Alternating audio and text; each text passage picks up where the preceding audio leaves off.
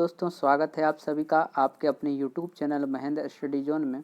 दोस्तों, आज हम बात करने जा रहे हैं इस वीडियो में इंग्लिश वोकेबलरी के 5 इम्पोर्टेंट वर्ड जो द हिंदू से लिए गए हैं।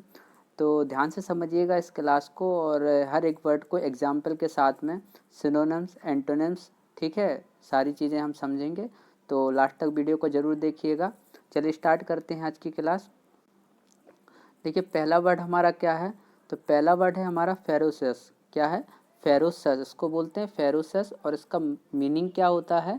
तो इसको क्रूर बोलते हैं, निर्दयी बोलते हैं। इस वर्ड का मीनिंग क्या होता है, अर्थ क्या होता है? तो निर्दयी होता है। ठीक है।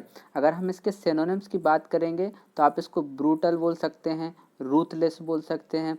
एक मतलब भयानक, आप इसको जो है भयानक रूप भी बोल सकते हैं कि मतलब कोई चीज़ भयानक है, कोई चीज़ बिल्कुल निर्दयी है, क्रूर है।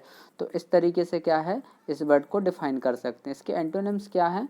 तो देखिए, काइंड बोल सकते हैं, ठीक है, अच्छा कोई व्यक्ति होता है, काम जो शांत होता है। प्लीजेंट भी शांत, मतलब प्लीजेंट अच्छा व्यक्ति का, शांत जो व्यक्ति होते हैं उनको हम प्लीजेंट बोलते हैं। तो ये क्या है कि इसके एंटोनिम्स हो जाएंगे। एग्जाम्पल देखिए, एग्जाम्पल क्या दिया है इस वर्ड का?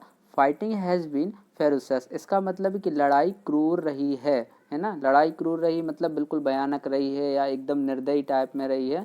तो इसको हम इस तरीके से एग्जाम्पल के द्वारा समझ सकते हैं। देखिए, आपको इमेज में भी दिख रहा होगा एकदम बिल्कुल क्रूर सा, ये जो आपको फोटो में दिख रहा है जानवर निर्दयी।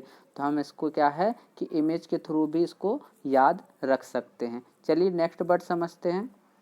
नेक्स्ट वर्ड है हमारा एडिक्वेट। क्या है? एडिक्वेट। एडिक्वेट का मतलब होता है पर्याप्त। पर्याप्त बोल सकते हैं, ठीक है, योग्य बोल सकते हैं, कैपेबल भी बोल सकते हैं इसका एडिक्वेट को। अब देखिए इसका सिनोनिम्स क्या होते हैं। तो सिनोनिम्स हैं, एडिक्वेट को इनफ भी बोलते हैं, सफिशिएंट बोलते हैं, ठीक है, मतलब जितना ज़रूरी है उतना। सफिशिएंट क्या होता है कि मतलब अगर हम, हमारे पास कोई, मान चलिए आपने खाना भी खाया तो आपसे किसी ने बोला खाना हो गया, तो आप कहें हाँ खाना खा लिया, मतलब कितना खाया? तो हाँ सफिशिएंट, मतलब जितनी ज़रूरत है उतना खाया। तो क्या है कि इनफ है, सफिशिएंट है।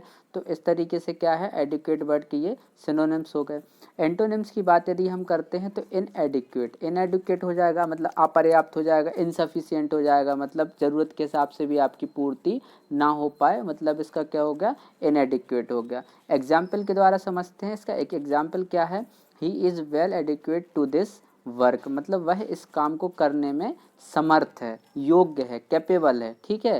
तो ये क्या हो गया, इसका एग्जाम्पल हो गया। इमेज देख लीजिए, इमेज में क्या है आपको, ये सोना चांदी एकदम खजाना सा दिख रहा है, मतलब कि ज़्यादा ना हो, मतलब उतना जितना कि जरूरी हो, पर्याप्त हो। तो ये हो जाएगा आपका। चलिए नेक्स्ट वर्ड समझते हैं क्या है। तो अगला वर्ड है हमारा कंसेवेबल, जो है नेक्स्ट वर्ड है। क्या है? कंसीवेबल। तो सोचने योग्य इसका अर्थ होता है, कल्पनीय बोलते हैं हम इसको। सिनोनिम्स क्या है? तो सिनोनिम्स देखिए, इमेजिनेबल, वही क्या हो गया, कल्पनीय, मतलब जिसकी कल्पना कर रहे, सोच रहे हैं, सोचने योग्य है, ठीक है। तो ये हो जाएगा इमेजिनेबल। यदि एंटोनिम्स की बात करें तो अनथिंकेबल, मतलब वही जिसको ना जिसको हम सोचे ना, ठीक है ना, सोचने योग्य ना हो। इनकंसीवेबल भी बोलते हैं, ठीक है ना। इसका क्या हो जाएगा, ये एंटोनिम्स हो जाएगा।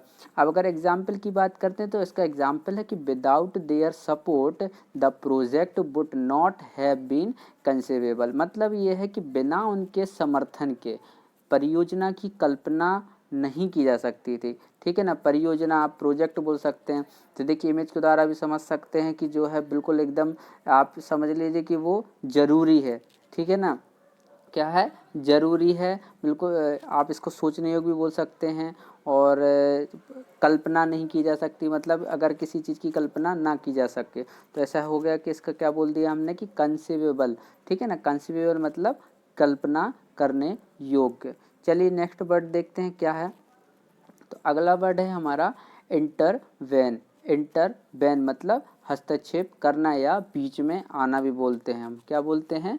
इंटरवेन मतलब होता है हस्तक्षेप करना या बीच में आना। सिनोनिम्स क्या हो जाएगा इसका? इंटरफेयर करना, मतलब कहते हैं हम अमूमन जो है बोलचाल की भाषा में भी बोलते कि इंटरफेयर कर रहे हैं, ठीक है ना, आप हमारे मामले में इंटरफेयर ना करें, ठीक है। तो इंटरफेयर करना मतलब हस्तक्षेप करना। तो एग्जाम्पल क्या है इसका, देखिए समझते हैं कि he should not have been intervened between us, मतलब उससे हमारे बीच में हस्तक्षेप नहीं करना चाहिए था।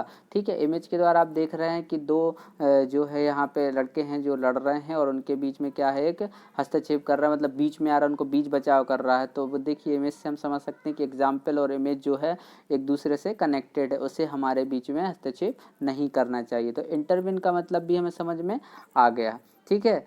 देखिए अगला वर्ड क्या है हमारा, तो नेक्स्ट जो वर्ड है हमारा पांचवा वर्ड है वो है कोग्निजेंट, मतलब जानकार। ठीक है ना, जानकार, किसी चीज़ से अवगत। देखिए इमेज में भी दिख रहा है आपको कि अवगत। अगर इसका जो है हम देखें तो हैविंग और शोइंग नॉलेज और अंडरस्टैंडिंग और रियलाइजेशन, मतलब कि किसी चीज़ से अवगत होना, किसी चीज़ का जानकार होना। ठीक है। सिनोनिम्स क्या हैं, तो सिनोनिम्स हैं इसके, एक है अवेयर, वही मतलब हम अपन की मतलब आप जो है किसी चीज़ के लिए जानकारी रखते हैं या फिर अवगत हैं किसी चीज़ से, अवेयर हैं। ठीक है ना। वेल इन्फॉर्म्ड भी हो जाएगा इसका सिनोनिम्स।